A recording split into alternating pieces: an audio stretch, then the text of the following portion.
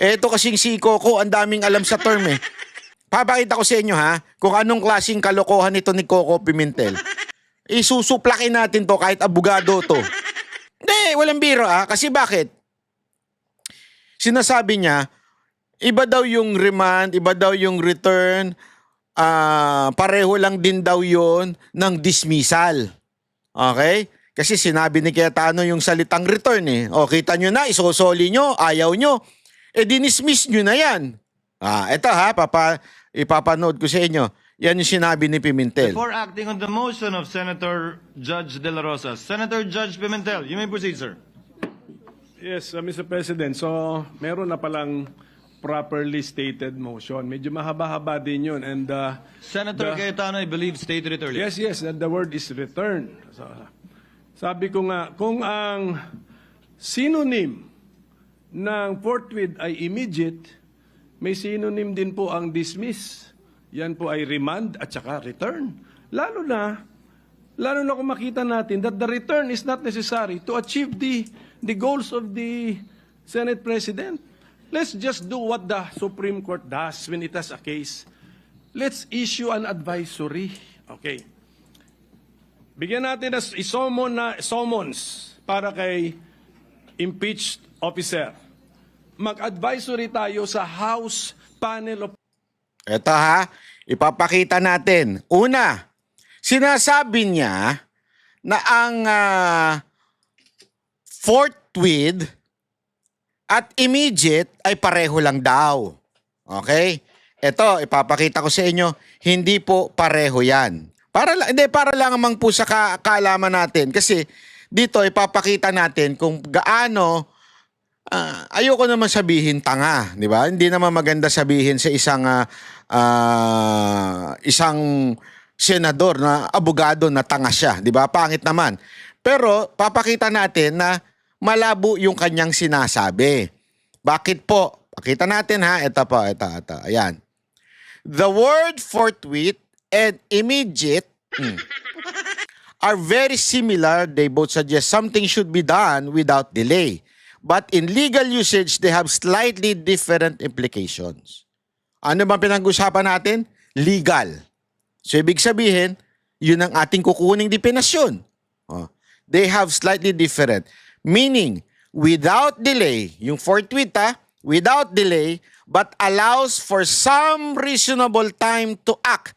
Depende sa circumstances. Depending on the circumstances. Legal use, often used in orders, produce the accused forthwith, where the action should be done as soon as reasonably possible, but not necessarily instantly. Ano ibig sabihin nun? Pag sinabi mo forthwith, i-produce mo yung akusado forthwith. Ibig sabihin,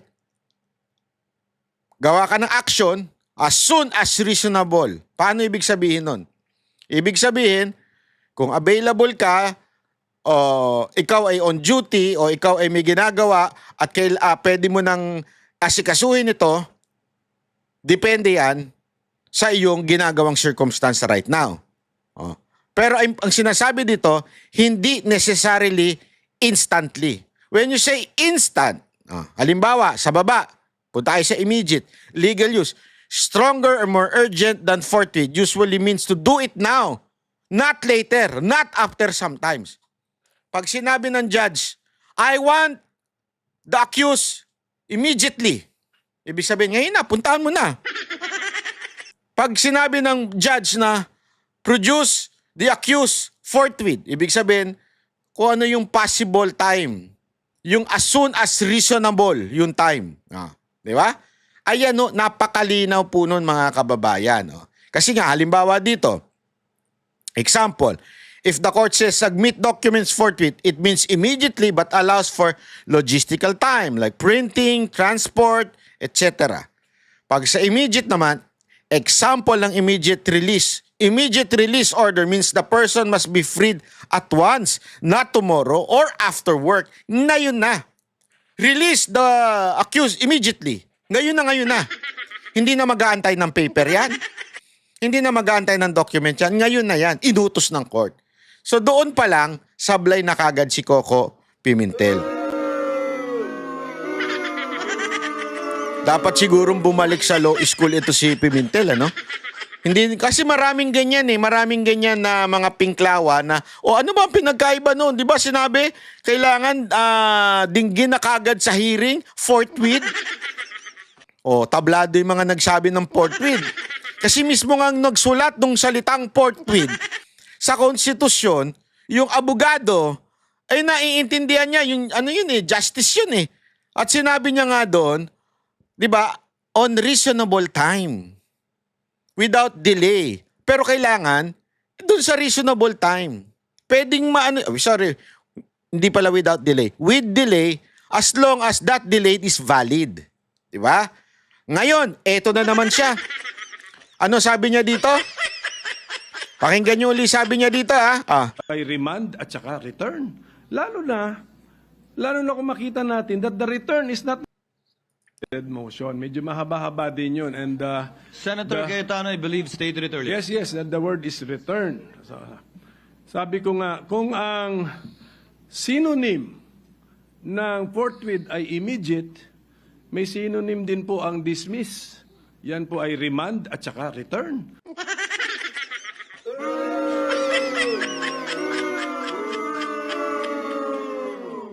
Sir, mukhang kailangan nyo talagang bumalik sa law school. Sa tingin ko lang Bakit? Pareho daw yung remand at saka dismiss. Pakita natin. Anak ng wete, Ito in Philippine legal procedure, remand to the fiscal and dismiss have very, very different meaning. Alam ko ito kasi may kaso ako na hinaharap ngayon. Pag sinabi mong remand to the fiscal, ibalik. Kasi tandaan ninyo ang parang tumayong fiscal dito ay yung Kamara. Sila yung nagsabi na may somehow probable cause yung impeachment, kaya inimpeach nila si VP Sara Duterte. Okay? So ibig sabihin, sa kanila ipinasa at sinabi nila, eto nga, dapat impeach si VP Sara Duterte. So pinasa nila ngayon sa court, which is the Senate. Ano ibig sabihin nito? Sa legal term, this means the court is sending the case back to the office of the prosecutor. So sa lengguwahe ng impeachment, the Senate is sending the impeachment complaint saan? Sa House of Representatives for further investigation. It does not mean the case is over. Purpose usually done when the judge, in this particular case, the Senate, finds the case needs more evidence or clarification. Di ba ano bang hinihingi ng mga senador? Clarification. Saan? Doon sa di umanong hindi nila pagsunod ng due process. Before proceeding. Nagigets nyo? So, isosole para i-clarify nila yung issue bakit sila tumalon sa pang-apat na impeachment. Next step, the fiscal may reinvestigate and possibly refile the case if they find merit. Status, the case is temporarily held or withdrawn from court, not permanently dismissed. So, ibig sabihin, malayo. Gago! Mr. Kiko Pangilinan. Ay, Coco pala. Kiko ka ng Kiko. Coco Pangilinan. Coco Pimentel. Ang gulo nyo kasi, pareho na kayo ng utak Ano daw ba ang ibig sabihin ng dismiss? This means the case is formally terminated by the court. Either with prejudice, cannot be refiled. Without prejudice, can be refiled. Reason, lack of evidence, procedural defect, violation of the rights of the accused. Status, the case is closed, at least for now. Ang linaw po nun, Mr. Coco Pimentel. Absent po kayo nung tinuro yan. Ang layo ng ibig sabihin ng remand sa dismiss. Ang dismiss, wala na. Sarado na. Pwede kang umapil. Saan? Sa Court of Appeals. O pero doon, sarado na doon sa korte na yun, sa RTC. Parang hindi ka abogado. Hindi kasi ako, alam nyo kung bakit ko to kabisado, kahit pa paano. Kasi nga may hinaharap ako eh. Hindi ko na lang sasabihin kung anong particular case. May mga case akong na-dismiss na. Hindi na sabi ng court, walang kwenta to. Meron akong kasong ganun. Kayon, anong ibig sabihin nun? Hindi na ako pwedeng sampahan with the same case. Okay? Ibang case, maghanap sila. Hindi, ibig sabihin, the same case, hindi na pwede. Pero, yung isang natalo na na-dismiss, siya po ay nag-appeal sa Court of Appeals. Pero sa RTC, klaro na yun. Sarado na, talo na. Gets nyo? Hindi na siya pwede doon. Talo na siya doon. So, nag-a-appeal na lang siya sa CA. Ganun ang ginagawa. Meron din ako isang kaso. Sabi ko sa inyo, napakarami kong kaso eh. May isa rin akong kaso na niremand. Bakit? Actually, binalik siya in a sense dahil may nahanapan ng medyo sabit. Okay? So, ano ginawa? Nirefile. Uli nung piskal at ganito, ito, dito na, ganyan. Sinabi, ito, yan. So, same court pa din. Yung, sabihin, nasa RTC pa rin. Okay? Nasa RTC pa rin yung kaso na yun. Kasi nga, ini-investigate ng piskal, chinek ng piskal, ipinasa uli sa RTC. Hindi sa CA. Kasi kung sa CA, yung Court of Appeals, sabihin, dinismiss na ho nung kung sino man ang nanalo o natalo sa RTC, kaya niya tumakbo sa Court of Appeals. So doon, malinaw po. Iba po yung iniremand dahil may problema doon sa impeachment complaint at iba po yung ayaw na namin yan, dismiss na yan, sarado na yan, wala na yan, talo na, wala na, olat. Close. Kaya ito si Coco, hindi ko alam kung ano ba talaga, kontrabida ka lang, ganon, dahil talo ka? Bitter ka lang kasi talo ka? Ganon ba? Kaya ka nagpuputak dyan at mali-mali na yung sinasabi mo?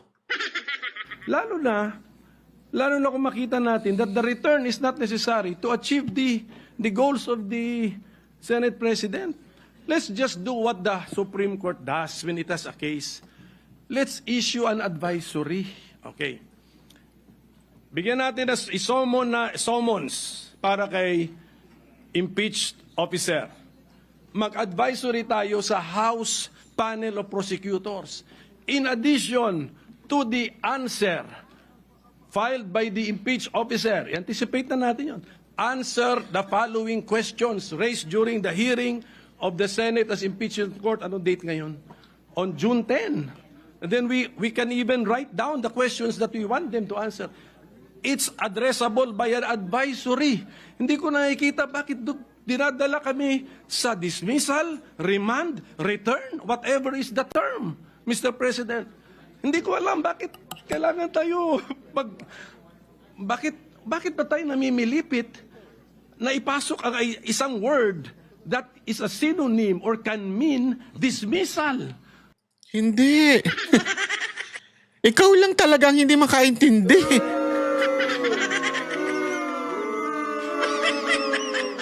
Yan ang mahirap sa'yo eh. Kasi ekis na sa'yo ang mga Duterte kasi tinanggal sa'yo yung PDP. Olat ka pa sa LGU. Kaya talagang kailangan mong gumanti sa mga Duterte.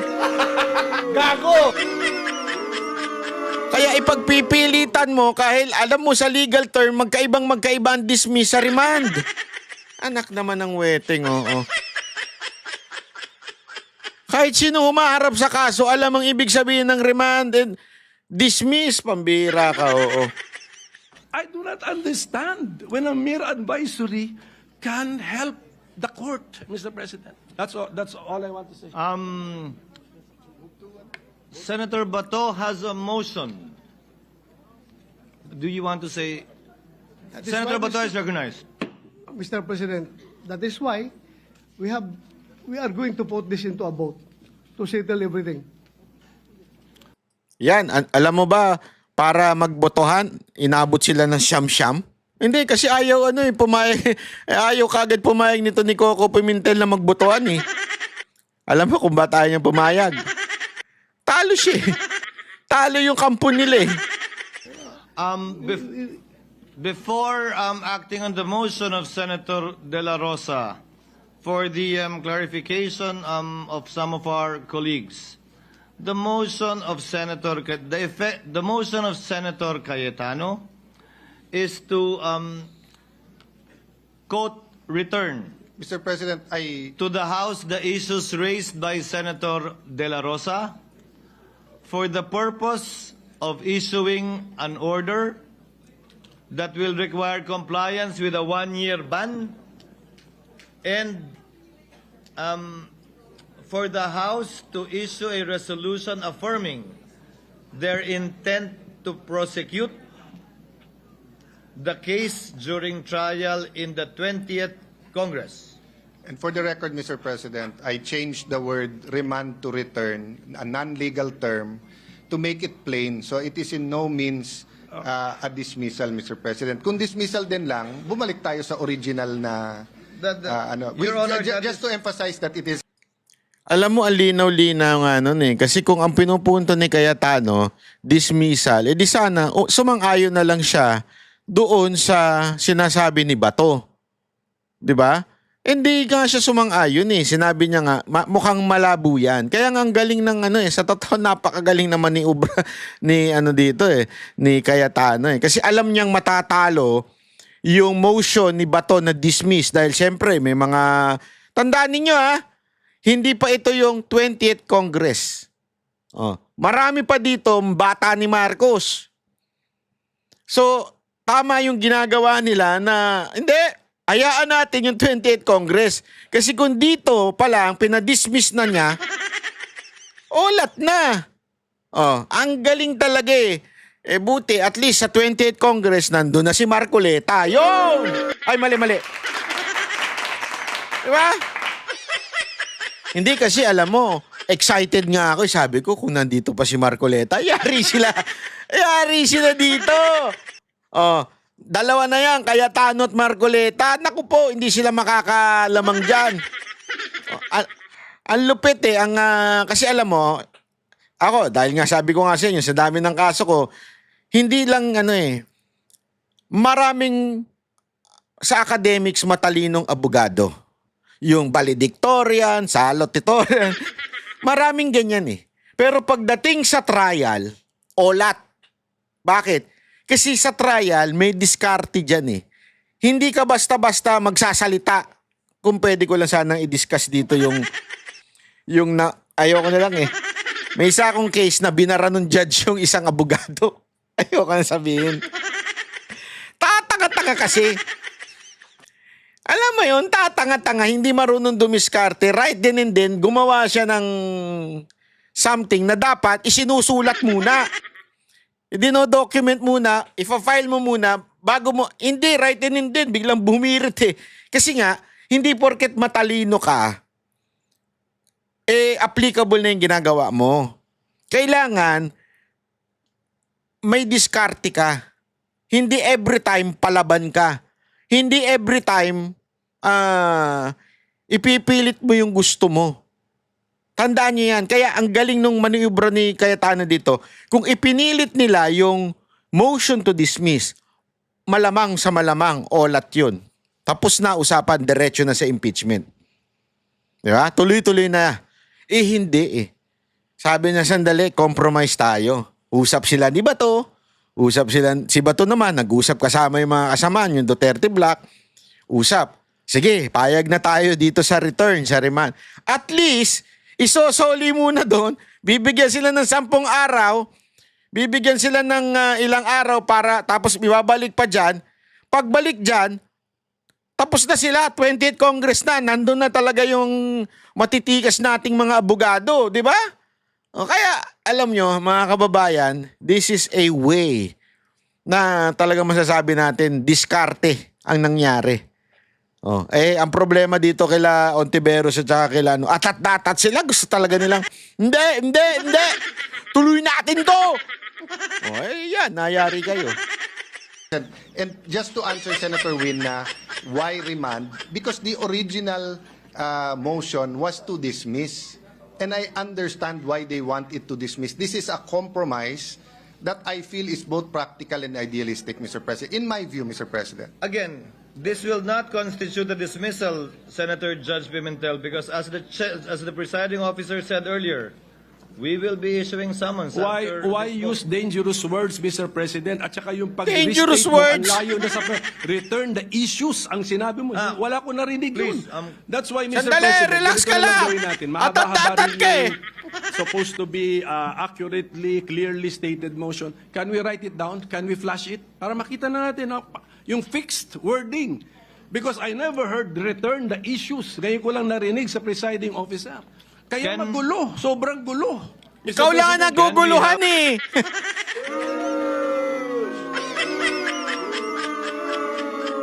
Ikaw lang ang naguguluhan. Hoy, ano to? Ikaw lang, hindi, walang magulo. Alam nung mga kasamahan mo nangyayari, ikaw lang ang naguguluhan at saka yung katabi mo. Hoy, sus! Ako The Honorable naman. Cayetano restate the motion. Do you want it printed, Coco? Mr. President, I don't think magulo dun sa pabor eh. Magulo dun sa hindi pabor. Hindi na gets ni Coco Pimentel eh. Magulo lang doon sa pabor. Because I Ulitin natin yan. Cayetano restate the motion. Do you want it printed, Coco? Mr. President, Dito, sinusubukan pa i-delay ni Coco Pimentel eh. Gusto niya ipaprint talaga. Ipa-post doon at sinasabing, eto yung pagbobotohan natin ha. Talagang gusto niya pang emphasize, i-convince yung ibang mga senador. Tingnan nyo itong pagbobotohan natin ha. Parang dismiss ito eh. Dismiss ito. Walang pinagkaiba ang remand and return sa dismiss. Patawa ka talaga, Coco. Nagiging katatawanan ka dyan. Naku, ano kaya sasabihin ng yumao mong tatay? Hindi kasi balita ko yung yumao niyang tatay, magaling daw talaga eh. Pero ba't di namanan nito? Hindi, meron akong kakilala na pinost niya nga yan eh. Iba daw yung tatay, layo daw. I don't think magulo dun sa pabor eh. I don't think magulo doon sa pabor. Ayun, yung pala yung sinabi. Magulo lang doon sa hindi pabor. Magulo dun sa hindi pabor. Because I restated it already, Mr. President. Whether we use the word remand, whether we use the word return, there is nothing in the Constitution, in our rules, given not only the point na sui generis ang classification ng ating court, yung time na final, yung ating gagawin, this will actually expedite everything. If you map it out, Mr. President, kung anong mangyayari, mas bibilis pa nga dito. Kaya sa akin, Mr. President, bago magbago ang isip ni Senator Bato, we've clarified as much as it can be clarified. So maybe we can just vote on it, Mr. President. There is a motion made by Senator Bato, amended by Mr. Senator President, before you Cayetano. continue, can I invoke Rule 14? So kung may motion, all motions, etc., or any senator shall require it, they shall be committed to writing. Mr. President, I am requiring that it be committed to writing and flashed on the screen para makita natin. Na nga! You're still trying to convince other senators. Nge. Wala namang sumusunod sa'yo. The details of the motion, Mr. President. Mr. President, can they type it as I narrate it? Then we can edit it together. Then may I remind everyone that we're already in the period of voting, so it cannot be interrupted anymore. But no, it's in good. Nagtawag na siya. But we will follow. Tama yung motion mo, Mr. Minority Leader. So we will narrate it and so that it will be typewritten. Can the Secretariat coordinate with Senator Cayetano now while I recognize Senator Judge Binay.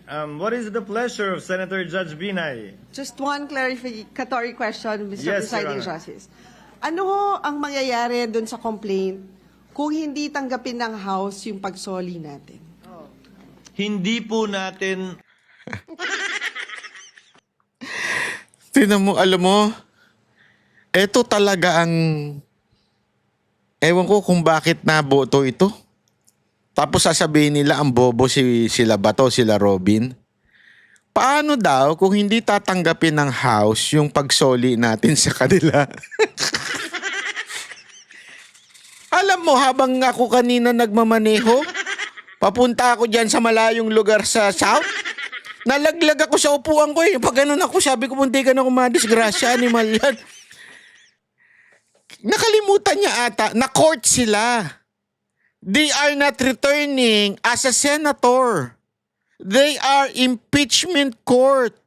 So kung anong iutos namin, sila, ibig sabihin, to mga senador, ang korte ang nag-utos nun. Kaming korte. Korte tayo eh. Pambira, putang. Ewan ko.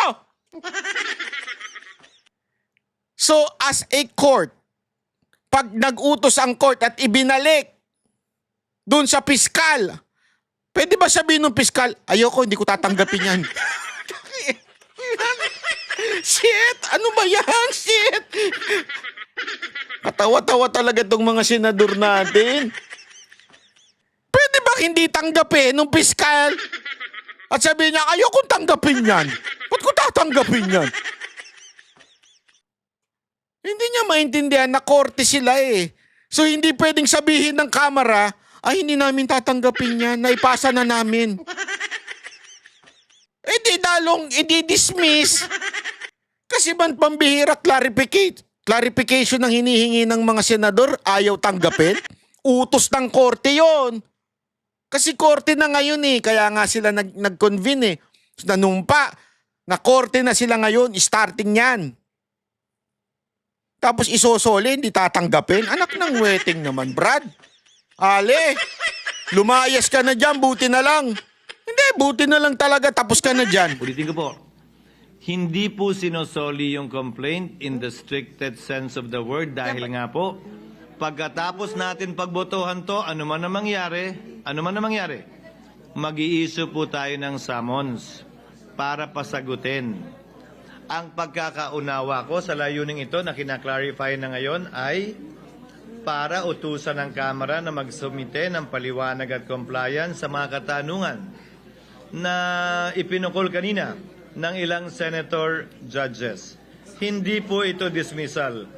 Let Mr. us Presiding disabuse the minds not only of the public but of the senator judges too that this is tantamount to a dismissal in any shape, size, or form. It is not. And that is not the understanding of the presiding officer as well. Pero, Mr. Presiding Justice, di ba ang Tagalog po ng return ay isole?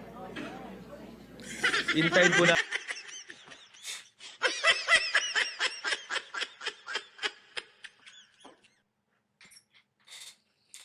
Ay nako. Ate.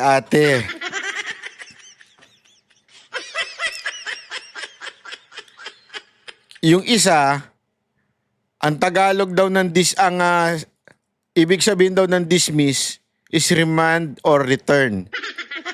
Ito naman, from return, isole. Palakpakan kayo. Wala talaga. Gago! Alam mo kung bakit, Miss Binay? Ang ibig sabihin noon, in legal term po yun. Kaya nga sinasabi ni Cayetano, sinabi lang niya yung salitang return to make it, o to make you understand kung ano ibig sabihin ng remand. Diba? But the legal term is to remand. Ibig sabihin nun, isole for clarification. Hindi ibig sabihin, isosole, inyo na yan, ha? Ibinalik sa inyo, hindi ganon. Ibig sabihin ng ibabalik, iklaro mo. Ano ba talaga ito? 'Di ba? May problema kasi. Klaruhin niyo muna. Tapos ibabalik uli sa Senado. Oh my golly. Pagka mga ganito talaga, parang na-encourage tuloy akong tumakbo na lang sa Senado. Kahit alam ko matatalo ko. Hindi, alam mo yun. Kung ganito mga utak ng mga senador ngayon, ang bihira ka, oy. Natin i-clarify, pero pinapaliwanag ko nga po, ang pagkakaunawa ko at sinagot ng MUVAN ay hindi yan dismissal. Those who are against the motion, if at all, can think and say all they want that it is. But it is not, and this will soon be proven by the issuance of a summons right after the vote, regardless of the outcome. So, Mr. Presiding Justice, hindi pwedeng baliwalain ng House of Representatives yung motion na gagawin natin, assuming na it will be... Utos po ng husgado yon sa Kamara na tumatay. Babaliwalain? Bakit babaliwalain nila? Inutusan nyo. Husgado kayo eh. Yung prosecutors sa ngayon sa 19th Congress at maski na sa 20th Congress. Ito yung magiging dagdag patunay para sa presiding officer na itong kasong to ay tatawid sa ika-20 Kongreso at hindi mamamatay sa ika-19 na Kongreso.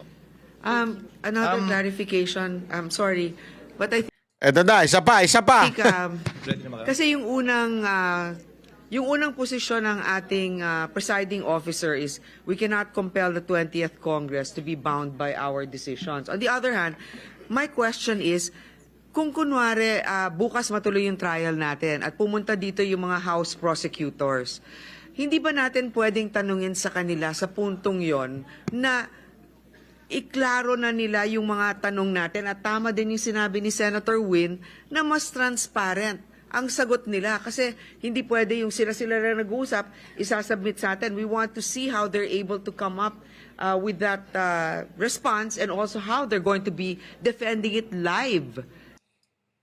Alam mo kung bakit hindi pwede? Ako na sasagot. Wag na ikaw, Cheese. Because you are now a court. Kung hearing yan, okay lang yan. Pag sinabi mo na kasing court, this is a parang legal process na, alam mo, halimbawa sa korte, hindi ka pwedeng basta-basta sasabihin mo sa judge, Judge, pwede bang pakiutusan ito na kasi ganito. Kasi alam, sabi ko nga sa inyo, naranasan ko yan eh. Ganun ang ginawa ng abogado. Ang legal way to do it ay kailangan ka mag-submit. Kailangan mo i-submit yung yung sasabihin mo, yung motion mo. Hindi pa pwedeng diyan lang kayo mag-usap-usap. Kasi alam nyo nga mga kababayan, kasi dito ata namimix yung mga senador eh. Lalo na itong mga anti-Duterte. Namimix sila na hindi ho pwedeng ganun. Mga kababayan, hindi ho pwede. Kasi korte na po sila. May formality na meron ng paraan para yung mga ganyang bagay na sasagutin. Kailangan iutos yan at sasagutin nila yan through the document. Ito ang dahilan kung bakit ganito, bla bla bla. Hindi pwede yung basta tatanungin mo na lang on the spot. With us. That's for the 20th Congress to decide. Why? That was what was discussed earlier. Kaya nga po, di ba, ang paliwanag, napakahabang diskusyon at debate ito, hindi natin kayang pagpasan. Yan ang sinabi ng karamihan. Hindi tayo pwede mag-judicial notice ng mga bagay-bagay na ito. Kaya nga po, para hindi masayang oras, pinapasumitin natin sila habang wala naman tayong pwedeng gawin at magawa. Yun! Dahil nga, matatapos ang otoridad ng 19th Congress sa June 30. At hindi rin pa po trial ito dahil mag-i-issue pa lamang po tayo ng summons ngayong araw na ito kung saan meron ngang takdang panahon para sumagot ang nasasakdal at kung sakasakali magbigay pa ng reply ang prosecution bago po tayo pumasok dun sa presentasyon ng ebidensya ng magkabilang panig na siyang pinatutungkulan talaga ng trial. I think we should not belabor the point anymore. Senator Bato de la Rosa earlier made the motion and Senator Pimentel required that it be put in writing. May we see it, sir, if it is ready?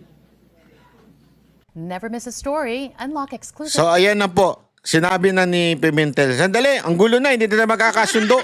Magbotohan na tayo. Ayun. Kami ang boses ng masa, hindi natatakot. Katotohanan lang, di kami nalulunod. Walang bahid ng sismis, lahat ay totoo. Kahit sino ka pa, pag mali ka babanatan ka. Walang pinipili kulay, wala kaming kinikilingan. Basta para sa bayan, kami lalaban. Pag tama palakpakan, pag mali banatan. Di matitinag, di matatakot, para sa bayan tuloy ang sigaw. Sa harap ng kamera, walang halong takot. Mga baluktot, lahat kayo'y tutuwa.